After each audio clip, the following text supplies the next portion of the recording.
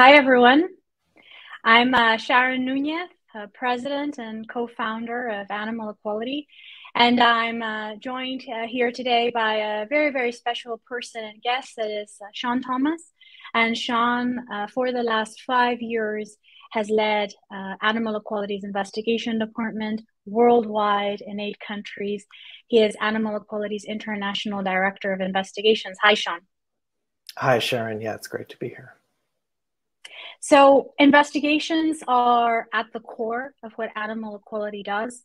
They are our core program. Animal Equality has been doing investigations since its foundation. We've done investigations in all of the 8 countries that we're working in. And thanks to Animal Equality's investigations, we've been able to convince companies to pass animal welfare laws, change laws and policies in different countries, reach millions through the media. Our investigations have been on the New York Times, on the BBC, on CNN, on El País, on Corriere della Sera, on the Indian Times, reaching millions of people and educating them about the cruelties of the animal industry.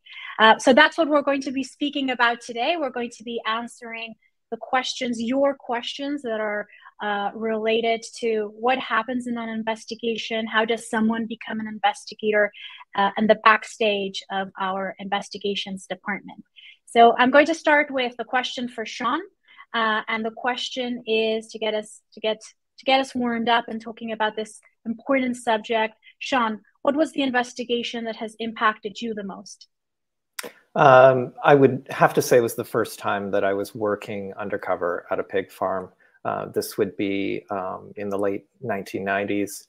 And the technology was very different from what we have now in terms of cameras.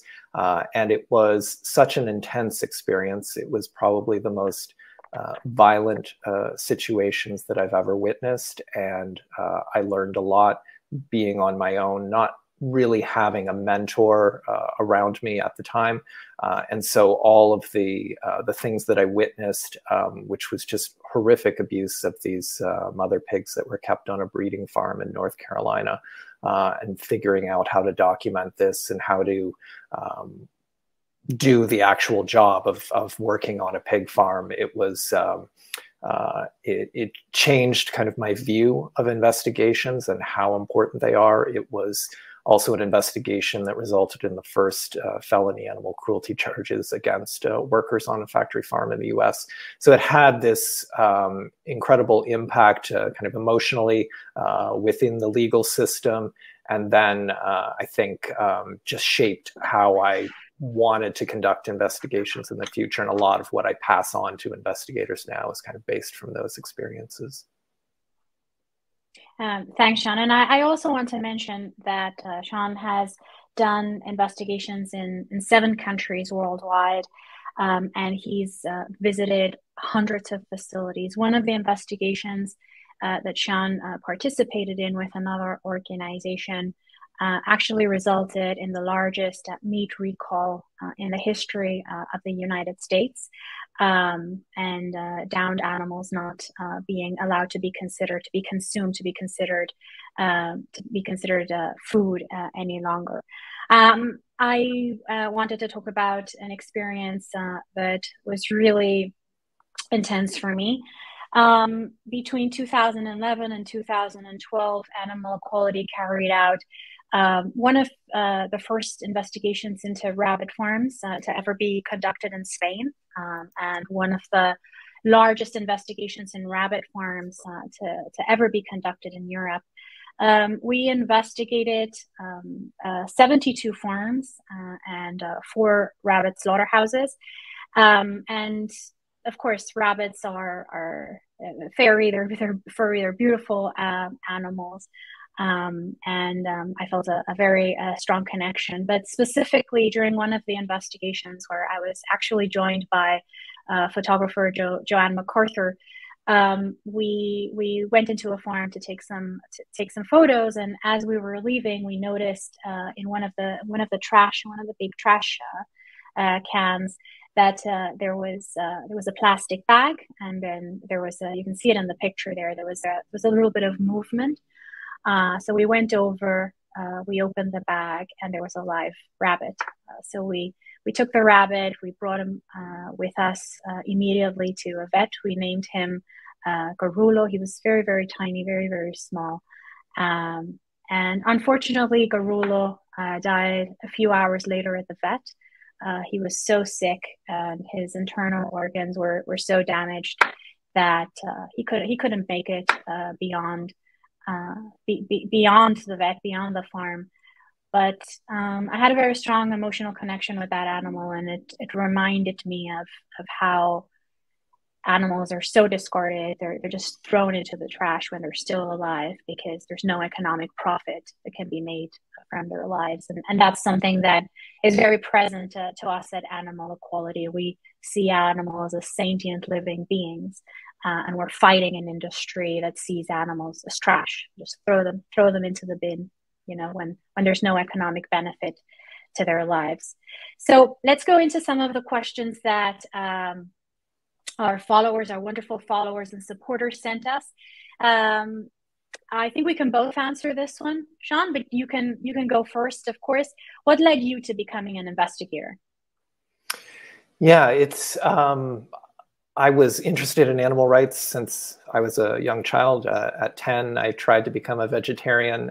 Didn't have much support at the time from my family, and but then was vegetarian again as a teenager, and then vegan at 18.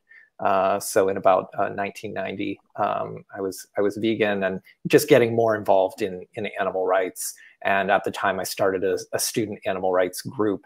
And I happened to live very close to a large laboratory breeding facility where all of the monkeys that were used in research at the university were being held. And so I used my at the time I was going through anthropology. I wanted to be a primatologist when I graduated. And so I just used that as kind of a cover to go inside the laboratory and take some pictures, and then launched this campaign.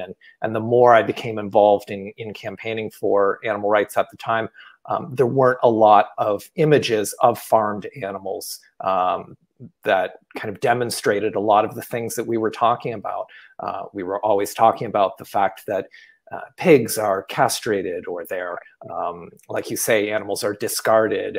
And we were talking about all of these things, and people would say, oh, but like, what proof do you have that this actually happens? You're just fervent animal rights activists. And I said, well, that's a fair question. So we need to develop these images.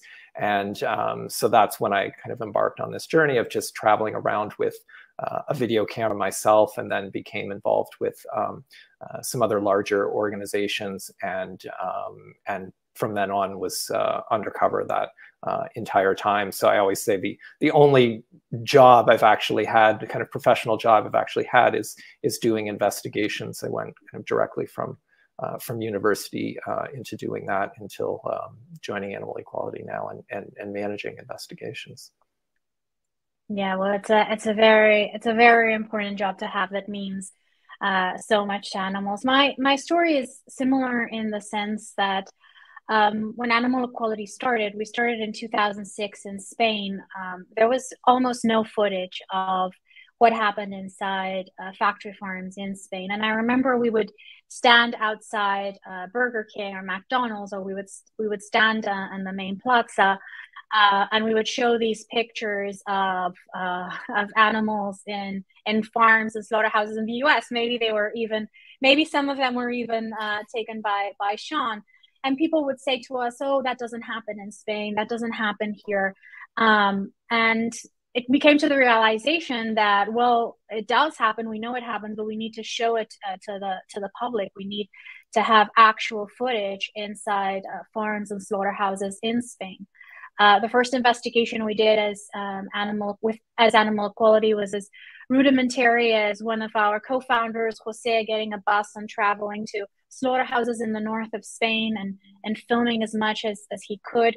we still use that footage today. It was on national newspapers in Spain, and artist Bansky used it as part of one of his art installations. And I quickly came to realize that if we wanted to do the investigations of the magnitude that we needed to get media attention and create public awareness about what was happening to animals, I needed to be involved too. So for me, it really was about just wanting to tell people the stories and the cruelties that happened behind factory farms. Let's go to another question. This one is from Juan, and he's asking us, "Are you vegan?" I can take that one first. Juan, yes, I am vegan. I've been vegan since 2001, so for 21 years.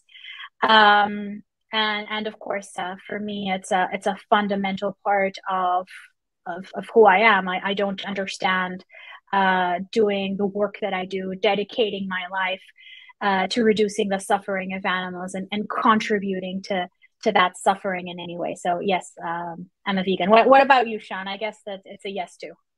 Yeah, similarly, I think as soon as I went to university, I became vegan, and I was cooking for myself, and I didn't know anyone who was vegan at that time.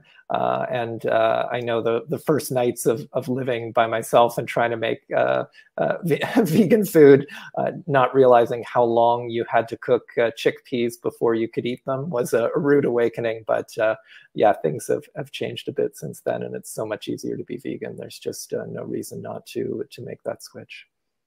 Yeah, absolutely. I remember the first time I bought soy milk at a supermarket and I tried it, and it was really bad 20 years ago.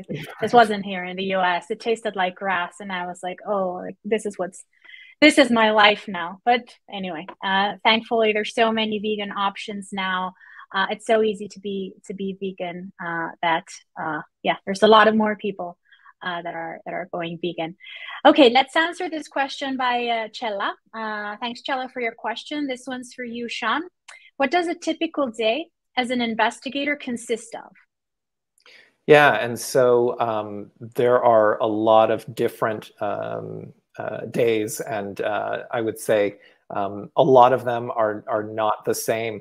But I'll start with kind of an experience here in the US when I was working undercover, and I would be taking jobs in slaughterhouses or on factory farms, and you know, you're waking up extremely early, so maybe at 4:30 in the morning, and preparing the camera equipment, and you know, having to do just your normal daily routine at the same time. And oftentimes I'd be driving up to 45 minutes just through these rural areas to get to the farm or to the slaughterhouse.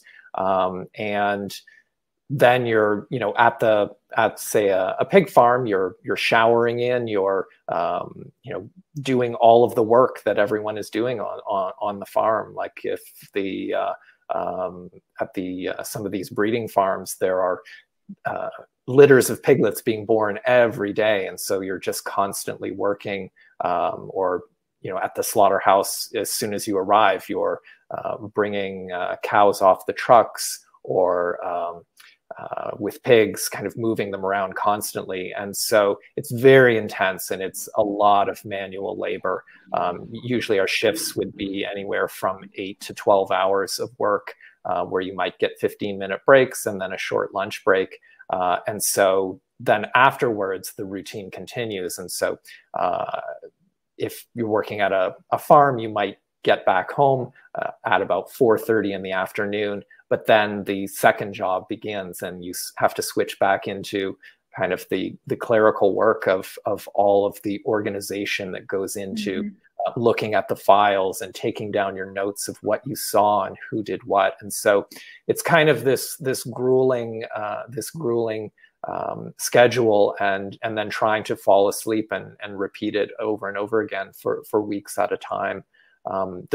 Before that, there's often just days and days of driving around and locating the facilities, and you know, when I was in Mexico, going to the slaughterhouses there, we weren't working at the slaughterhouse, but we were talking our way inside to be able to film. So we would be up at 2 or 3 in the morning and arriving at the slaughterhouses before they opened and began work, and having to negotiate our way inside and then wait for the animals to arrive. And so it's this intensity that lasts for days, and in some cases for weeks and months. Wow. And what would you say is, you've done so many undercover investigations, 100 facilities. What is the most difficult part for you? I think there are moments when you feel the kind of the excitement of, okay, we've gotten inside. The filming was successful today, and everything is working great. It's maybe a couple of weeks later when you're getting very tired just from the monotony of the schedule, and then all of the additional organization and work that needs to be done. And just that repetition, I know, can just be really straining. There were some jobs at this pig farm in Oklahoma where I got some serious injuries to my shoulders and hands, and you have to just kind of keep working through that and not want to jeopardize the integrity of the investigation by having to leave early or not being able to be in position to film what you need to film. So that kind of mental exhaustion is the most difficult part to combat, when you start doubting if it will have an effect after you're done. Does it really matter if we stay an extra day to try and get a photo that's better than the ones that we have, or shows something in a clearer way? And you have to fight through that and say, yeah, it's better to have 100 photos or videos of this than just to have one and think that you've done enough, because we know that, like the example you're saying with trying to convince people, they want to see, and they want to see it from a local perspective, or they want to see it from a company that makes some impact on their lives. And so that kind of mental fortitude to keep pushing through and be able to get these clear examples of what's happening to animals on factory farms can be the biggest challenge sometimes. Yeah, and that's so important. And one of the reasons why also at Animal Equality, we've always done these very large investigations. So in India, we did an investigation into the dairy industry, and our team there visited over 145 dairies. In Spain, the investigation we released into pig farms was the biggest investigation to ever be done inside the pig industry in Spain, and we visited over 170 pig farms. And as I was mentioning before, with the rabbit investigation I talked about in the beginning, we visited 70 rabbit farms throughout Spain. And this is because we want to show that abuse is systemic, that these aren't individual cases. This isn't happening in one place that we, randomly visited. This is happening in all of the farms and all of the slaughterhouses that we visit. We find cases of course, animal suffering, because the system causes suffering, but also of animal cruelty and animal abuse. So it's really important to ensure that we have, as you're saying, as much documentation as possible. Our next question is from Carrie, Wendy, and Guillermo. Have you ever been suspected of working undercover? If so, how did you handle the suspicion? I've never done undercover investigations like the ones Sean has done and that we're carrying out in some countries now, like the US, the UK, Germany, and others. I have entered farms, sometimes with farmers' permission, and actually, it was in the farm where we found Gorulo that was in the plastic in the plastic bag in the trash can. Where after hours taking photos and asking pictures, one of the farmers, there was two farmers, one of them, he was kind of like playing along. He didn't seem to be suspicious at all, but then his son came and he was clearly very suspicious of having three women there asking all sorts of strange questions about rabbits, because they liked rabbits, and taking pictures and videos and going under the cages to film. And he said, where he started asking, where are you from? We're like, oh, we're from Canada, and we just love rabbits. And he wanted to He wanted our passports, and he just wanted all sorts of information. He wanted to take photos of us.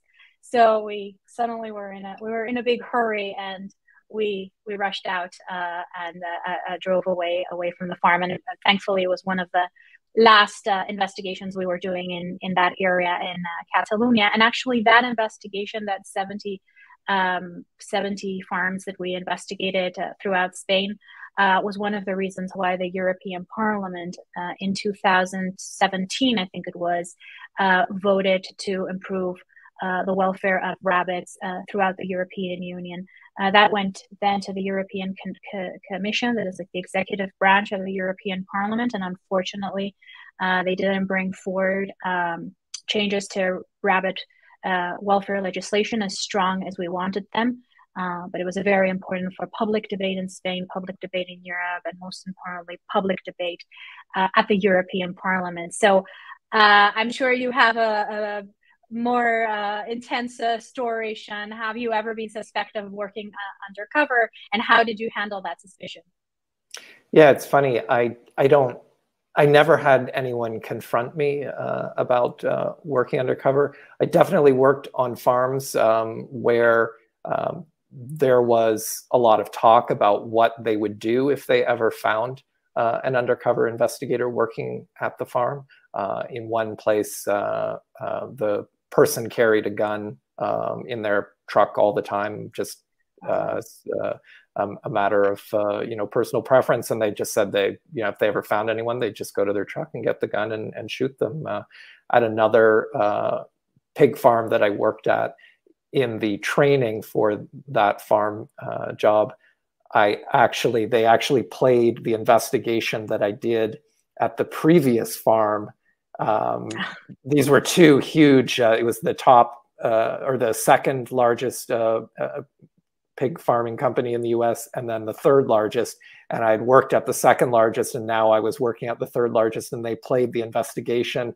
And I thought that they were about to say, "We know that this was you." And then they just turned to everyone in the room and said, "Okay, make sure that no one gets caught doing any of this type of stuff on the farm." So it was just a matter of kind of sitting there and keeping a straight face, and then kind of laughing about it to myself as I drove to work the next day.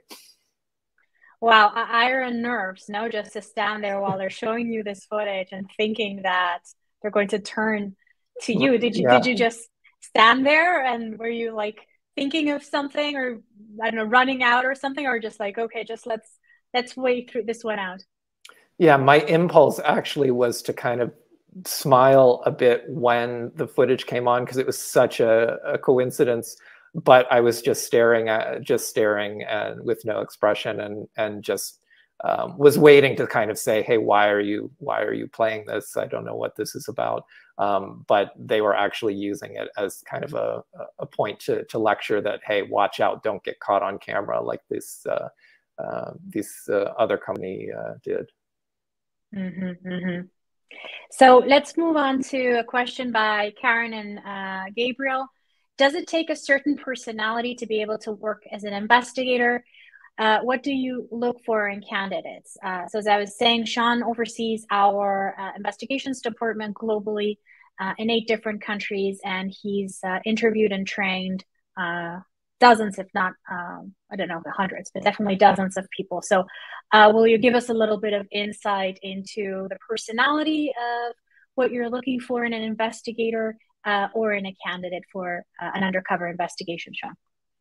Yeah, and it's a lot of people want to be an investigator and want to help animals. And you can certainly help animals in many ways, because a lot of people just aren't suited to being investigators. And it does take this kind of sense that we're talking about, that in that moment you might be seeing something that's horrible, or you're in these pictures here, you're seeing all of these confined animals, and someone's impulse who just wants to help animals might be to confront the farmer in that moment, or grab one of those animals and run out and just have that momentary feeling that they've helped.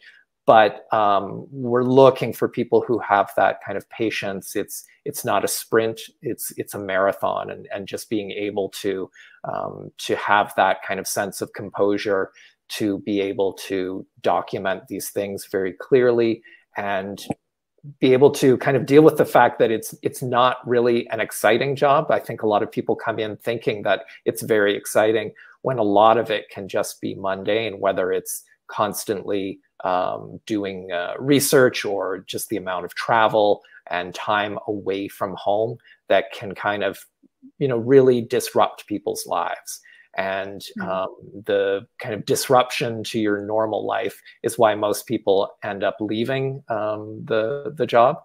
They want to help animals, but they don't want to always be seeing these things that they might take with them. And it can really disturb people. And you don't get to go home to your friends every night and say, oh, guess what I saw today, and kind of work through it all the time. So it's a very kind of specific person, and there aren't 5 boxes that we tick off with everyone. It's kind of a combination, and some people arrive at that combination differently. Like myself, I was, my mother's been a journalist for over 60 years, and kind of ingrained in us this kind of sense of discipline to facts and hard work and patience. So those things I kind of relied on a lot, but other people have different skill sets that can also be beneficial. Yeah, it's something that people really need to kind of confront within themselves. And sometimes we do that after we receive applications, and I might send someone a video and say, hey, watch this, and just think, do you really want to be there in that, standing there and seeing this firsthand? Because it's very different than watching it in a video. And then a lot of times people never reply after they watch a couple of videos and kind of put themselves in that position. So yeah, it's not an easy choice, but we're always looking for people who are dedicated to fulfilling that role. And we're actually hiring for undercover investigators now in several countries, specifically here in the US. So I'll make a comment at the end, but check out our jobs section on our website if you're interested in becoming an undercover investigator. So I know that one of the things that I learned from you, Sean, that I was surprised about and shocked about when impressed about when I first heard about it was onboarding, getting someone ready to do an undercover investigator. I don't know how much you want to share or you can share, but can you talk to us a little bit about that? If someone becomes an investigator, they apply to the job, they pass the first tests related to character and being able to do the job, the patience, what does that onboarding look like? Yeah, I mean, there's definitely an assessment that we have to do, because in the US, we're doing these employment investigations where most of your time is spent doing hard manual labor. There's no way around that. And that can be a real shock to the system for people who've never had to get up at 5 a.m. every day and then be immersed in just kind of hard farm work. And I shouldn't actually say farm work, because that gives a different sense of what the conditions are like. It's industrial factory work, whether you're on what the industry calls a pig farm. It's really these warehouses, and you're walking on concrete and moving large animals all day long. I shouldn't say farm or farm work, because it's not caring for animals. And sometimes people apply and say, I have a background in caring for animals. I grew up on a farm, and I took care of calves and pigs and chickens. And so that's actually not a beneficial skill that these companies are looking for. They're not hiring farm animal stewards. They're hiring people that can manage a warehouse full of animals, that can pull out the dead pigs that die every single day. When I was working on a breeding farm, that was one of the main things that you did. that there'd be dead pigs, dead piglets, and you'd go around and pull them out. If that was a mother pig, she would weigh maybe 260 pounds. On a fattening farm or finish farm where the pigs are being prepared for slaughter, every day there's a couple in each barn that are dying. And so that's kind of your main work, is pulling out the dead, putting them in big garbage heaps. On a hen farm where I worked, that was almost half the day, was just going through all of the cages. In one barn, there might be 100,000 hens, and just pulling out the dead ones. And you would have to go row after row after row with a flashlight, because it's kept so dark in these barns.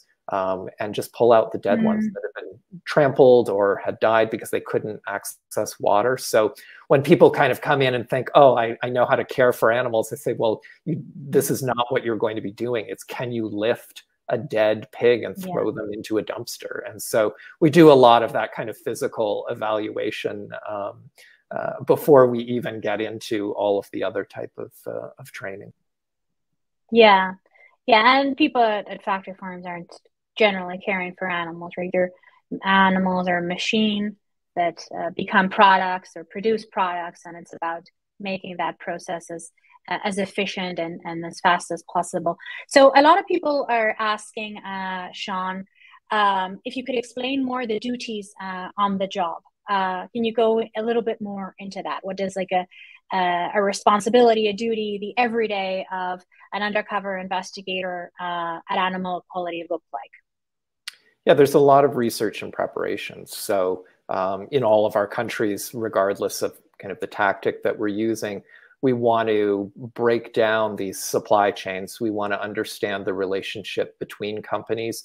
Who is supplying this company, and where do these animals go? What kind of labeling system is being used to promote them to the public to make it seem like there's a higher standard of care on one farm versus another? So we're doing all of this background research, and then a lot of travel to kind of evaluate these facilities. So a lot of it is that just kind of an intense amount of background, and throughout that we're preparing mentally for what the scenario will be, whether it's working at a farm or using some other pretext to gain entry to a slaughterhouse, and kind of building this story, the awareness of the area. And so there's a tremendous amount of that research that's going in beforehand. And then kind of like we've been saying on these employment investigations, the day-to-day is this kind of dual job, this intense work life on the facility, whether it's a slaughterhouse or a industrial dairy or pig farm or hen farm, and then there's the job at night. And so the two kind of interchange with each other seamlessly all day long. It's not it's almost a lifestyle versus a job, and that might last for a couple of weeks before we kind of begin that planning stage for our next target. But yeah, it's kind of that ever kind of growing kind of job duties. There's not one day that's going to be, okay, this is all you have to do today. It seems to be that there are these, you know, it might be bumps in the road where we have to reevaluate and just switch everything up. And so people have to be very flexible about their mental approach to all of this work. We can invest an enormous amount of time into something and say, okay, actually, well, legislation just passed, and so we have to kind of reevaluate, you know, if we can even work in this state now, like in the US, where they pass ag-gag laws, and we could be preparing for investigations in a state like Iowa, and then think, okay, wow, there's been an ag-gag law that we thought was going to be overturned, but the very next week it was upheld, and so we're out of that state now, and we have to just reassess where we're going to go next. Yeah, and something about animal equality investigations too is that we try to make sure that they are as strategic as possible. And I can give a recent example. Just yesterday, we released an investigation into slaughterhouses in Brazil. It's an investigation that Sean himself did. So he traveled to Brazil and was able to gain access to slaughterhouses. And all of that footage was released yesterday, getting media attention in different media in Brazil. But the reason why this investigation is strategic was released just before the Brazil Senate tries to pass a bill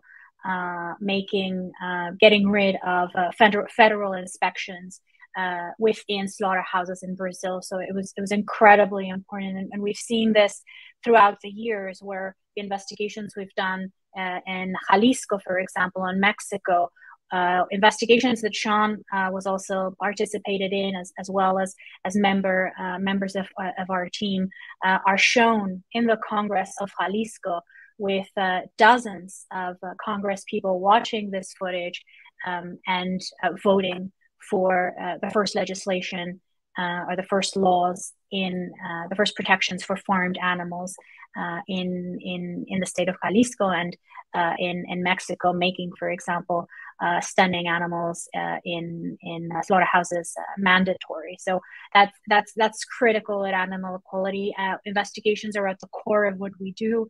They are the program that Animal Equality focuses on primarily, and they are the program that allows us to change legislations, to change companies, to educate millions of people. We have a very interesting question that's been asked by Carrie, Jessica, Sharon, Chella, Guillermo, and Nina.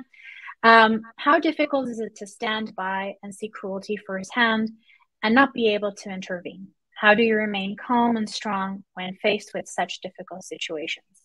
I'll go first with this one. I've visited about 50 farms in different countries. Most of the farms I've visited have been in Spain.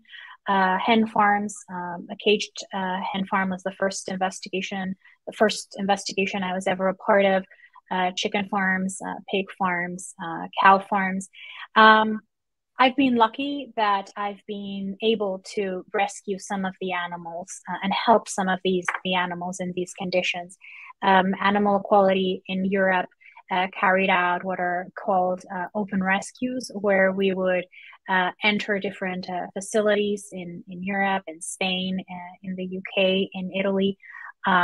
We would do an investigation. We would film as much as we could related to the conditions of the animals. Specifically, one of the most impactful are hens in cages, where there's hundreds of hens in cages that are so small, and an individual hen can't even spread their wings or move. And I've been able to take some of these animals, bring them to the vet, and give them a new life at a sanctuary in freedom. And the transformation is immediate, and it really helps you understand the cruelty of factory farming, from an animal that never sees the day of light, is never able to scratch, is never able to walk, is never able to spread their wings, is never able to have any healthy behavioral relationships with other animals or humans, to take them to the vet and then bring them to a sanctuary and see the moments when they actually take those first steps in freedom. And for many of these animals, it's the first time they're able to walk, to take a dust bath, a sand bath, to be able to feel the sun. And it's truly special and magical. Of course, it's not something that we can do on a regular basis. So then the question, I pass it on to you. How difficult is it to stand by and see the cruelty firsthand and not be able to intervene, Sean? Yeah, it was, when I was working on those first farms, you're confronted by just the enormity of this issue. The first pig farm where I worked on, that very first day, the manager beat a mother pig to death with a crowbar and cut her open and said, okay, everyone get those piglets out of her and resuscitate them, because she was too sick to deliver them.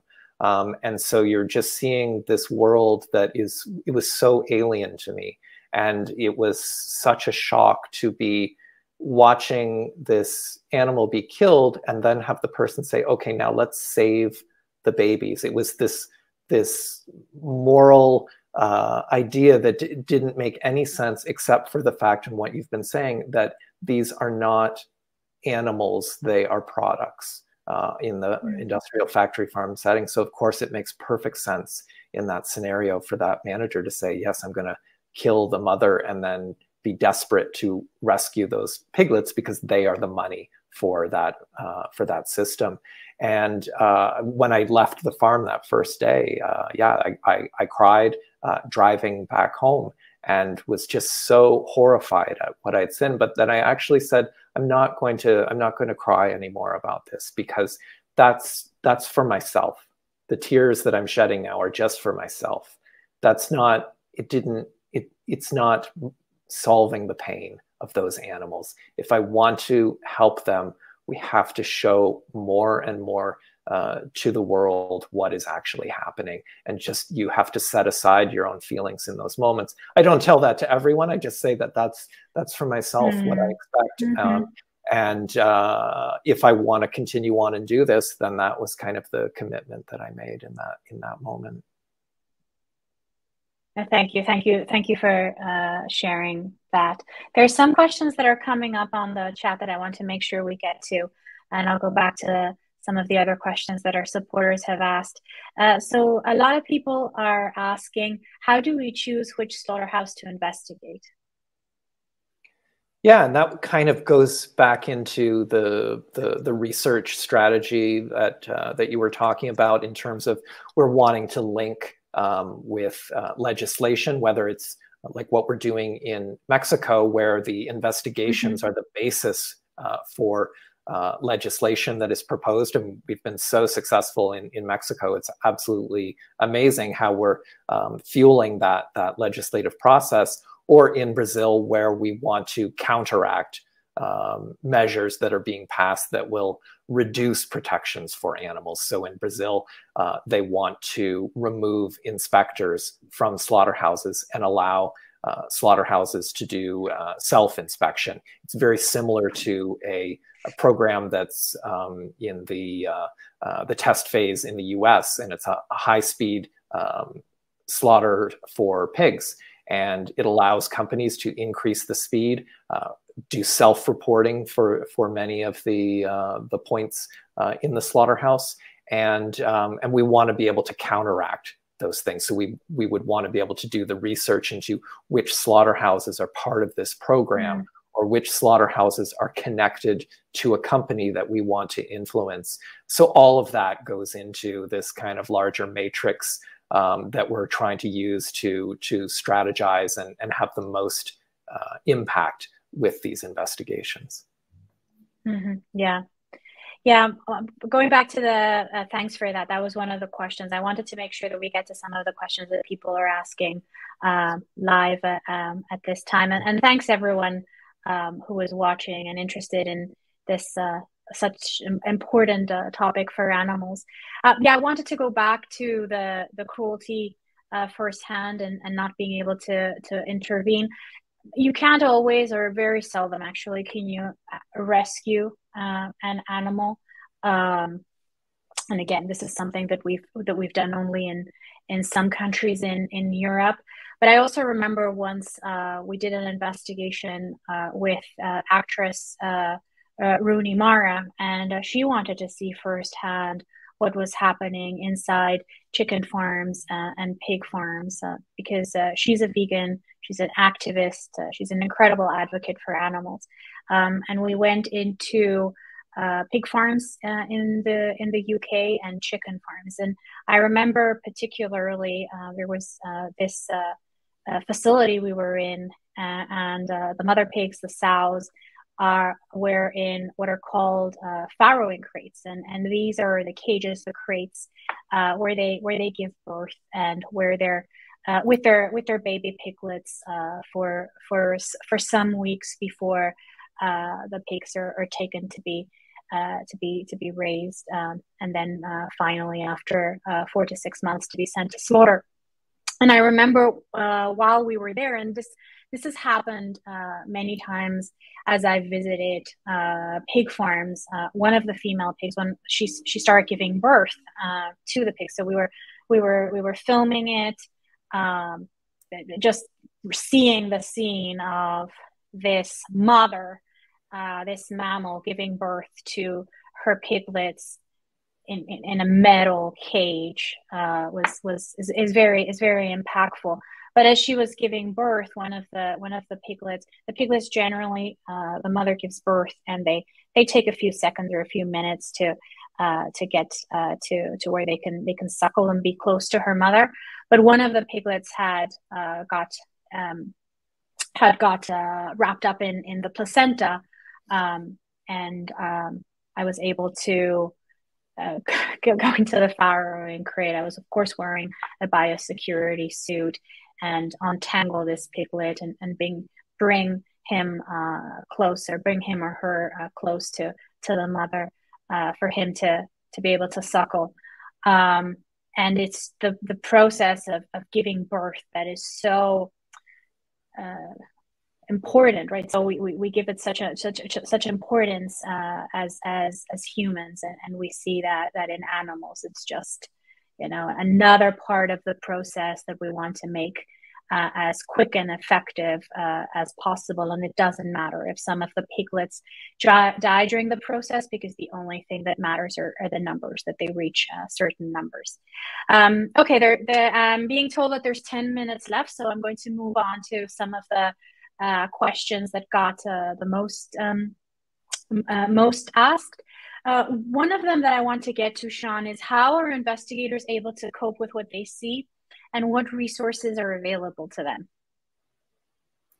Yeah, so a lot of that comes in through our screening of candidates. So like we're talking about, if you really love and want to help animals, maybe it isn't necessarily the right job. So we're doing a lot of screening in that first step, and then a lot of preparation for what people will experience and what they'll encounter in those different kind of harrowing situations that they might be faced with, like what you just described, witnessing these births and just how harsh the conditions are, and that overwhelming feeling that, okay, here I am placing this piglet, and the mother cannot even turn and meet her piglet and guide her to be able to nurse. It's such an overwhelming emotion when you see the pigs in those cages, where they cannot even make eye contact with their babies in those first moments. And so we're doing a lot of preparation for all of that. And then there is simply that, I get phone calls after work from the investigators who say, I'm so tired, I'm so exhausted. The facility is working us 14 hours. And then we have to go back tomorrow and go right back to work at 7 a.m. and I only have 4 hours of sleep. Can I just do my report on the weekend? And we talk through all of these things in that moment to kind of be there and share that experience and have that outlet available to them. And then we also have counseling services for people who really feel like they're overwhelmed by what they've seen, want to take a break from doing that kind of work, and we offer counseling services to those people as well.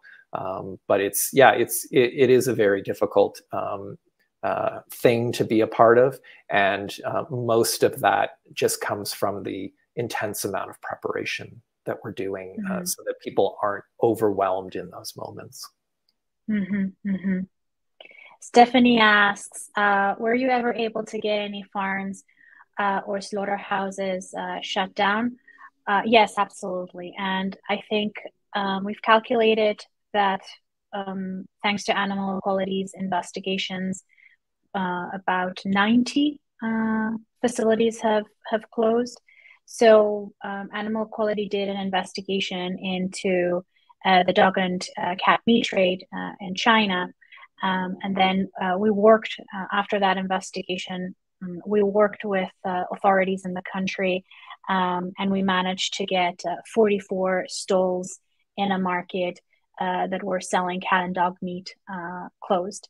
And actually related to this investigation, our executive director in Italy, Alice, was just at the Italian Senate this week speaking about animal cruelty and speaking about the work that Animal Equality has done to document the slaughter of cats and dogs in China. And then another example is the investigations we did in Mexico as part of a campaign that was called Enemy of the Planet, Enemigo del Planeta, where we documented through drone footage and with investigations severe violations of environmental laws in Mexico, and managed to get 44 of those farms shut down for violations of environmental regulations.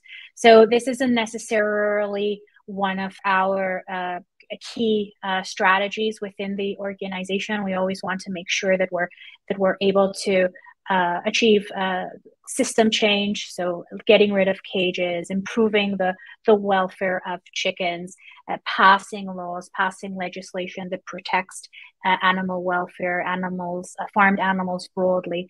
But they're definitely it's definitely litigation that we pursue when it's possible, and it is possible in some cases. Do you want to add anything to this, Sean?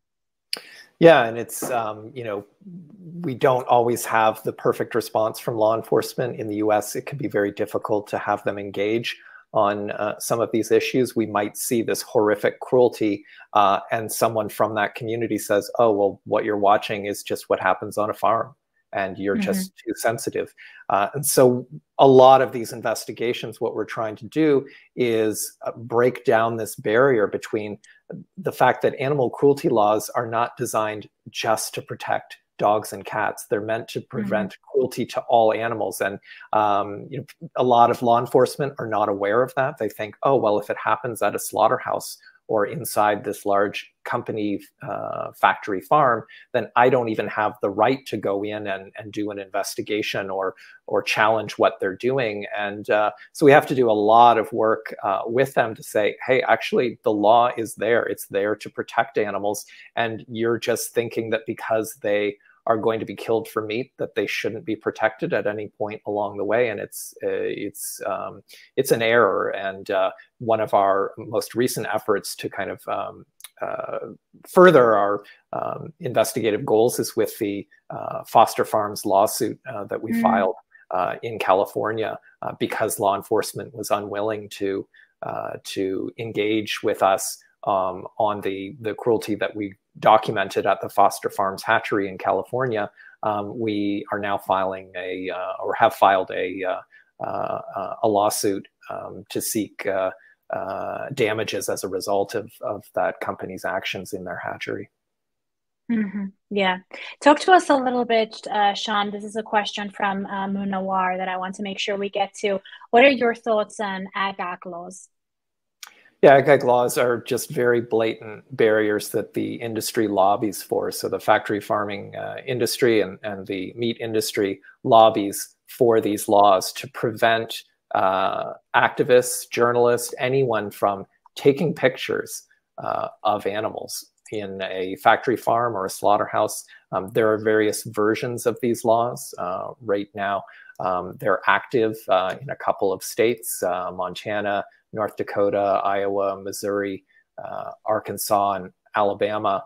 And they're blatantly unconstitutional. And it's purely a way that the industry says, hey, we don't want to change our behavior.